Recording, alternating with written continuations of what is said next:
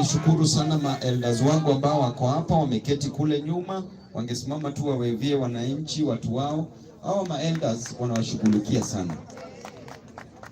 Juzi walienda huko kutafuta mambo za lands, kuangalia hizi mambo za titles, mambo za shule zitajengwaje, wanashughulikia mambo ya maji, mambo ya borehole pia itengenezwe. Tutaleta borehole nyingine pale kwa chief. Ukipita hapo hiyo ofisi ya chief sasa hizi tumemaliza yote. Hakuna ofisi ya chief hapa nchini Kenya inatoshana na hiyo ofisi ya chief iko hapo. Tunashinda hata ofisi ya DPP. Sio kweli? Na ukiona hawa elders wetu ndio wanashughulikia hapo. Sasa hizi umri wenye wamefika wanataka tu kuhakikisha watoto wenu wahudumiwe. Watoto wenu wapate services. Mambo za barabara wanatembea usiku mchana kuhakikisha zinatengenezwa. Mambo za maji wanatembea usiku mchana kuhakikisha mpate maji. Na mimi na communicate nao almost kila siku. Sasa nataka niwashukuru sana elders wangu, mnaweza keti tu, asanteni sana. Hapa pia tuko na mabishops wetu ambao wanahakikisha wanatupatia spiritual nourishment. Nyota yako ikiipwa wanaweza rudisha nyota. Si kweli? Na ni hatari sana.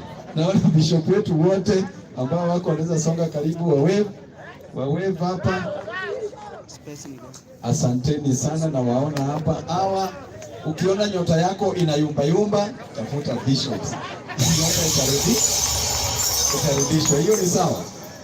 Na pia nataka nichukue nafasi kushukuru chair lady wetu ambao wako hapa pamoja na secretary ambao wako hapa wa CDF. Nataka mwave tu chair lady Jane, mwave tu kwa wananchi wenu. Huyo ni mama yetu hapa, nyinyi wote mnamjua. Yeye ndio chair lady wa CDF. Nilikuwa nataka nichukue mtu ambaye amekomaa sana. Unajua ukiwa kijana uchukue tena kijana uweke kwa ofisi, wanafikiria hiyo ni ya mchezo, si ndio? Sasa nikaweka mama na wazee wako huko wanasaidia watu wetu hii kazi yote. Kwa kazi ya basari ambao wamefanya kuandikisha hizi machecks zote. Nataka niwashukuru sana kwa hii kazi nzuri ambao mnafanya. Nataka nishukuru CDF office wote ambao wako hapa, constituency office ambao wako hapa, Uwezo Fund office ambao wako hapa, my youth leaders wenye wako hapa. Naona the young elder ambaye ni David pia kwa hapa, Clement ako hapa. Naona Eli yako hapa. My youth leader wote wakina Nyamita ninawagotea sana, Tish. Ninawashukuru sana kwa kuja kutupatia support.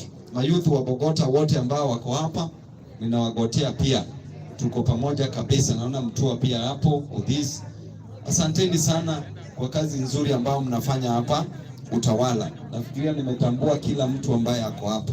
Ambaye hajasikia, mzee wetu Ogega alienda UDA lakini amerudi.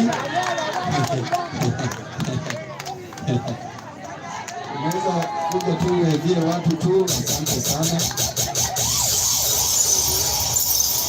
Yeye alienda kule akifikiria ile bottom up ni ukweli, ile ya bottom up ni kutoa yule mtu ambaye chini kwenda juu.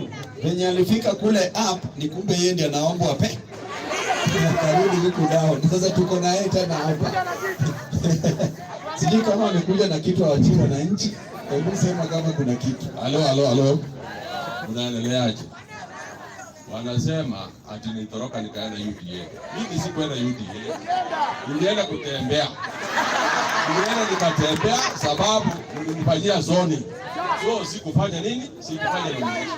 Nikaenda kutembea. Nikatembea kuangalia, nikakuta hakuna room ya kulala. Sasa mimi nimerudi nyumbani. Babu ni kijana wetu, ni kiongozi wetu, tunamheshimu, tunamwenzi, na hii epakasi Utawala hii msipoangalia tena vizuri kitaumana tena. Tutaendelea kuramba. Thank you. Asante sana mzee wetu Ogega. Unajua ile mambo ya siasa ilikuwa mambo mingi sana, lakini kiongozi anachaguliwa na Mwenyezi Mungu na ionyeshi ya kwamba mtu ako rejected. Mtu anaweza simama na akose kupata hata mara 5, lakini hiyo mara ya 6 ndio anapata. Haionyeshi ya kwamba uko rejected na wananchi. Inaonyesha ya kwamba time yako ndio bado haijafika, na itakapofika Mungu pia anafungua tu njia, kila kitu inakuwa sawa. Ogega ndio vice chairman wetu wa ODM, naona mwalimu hapo. Na pia nataka niombe msamaha kidogo ya MCA wetu ambaye pia ako katika committee kule Mombasa.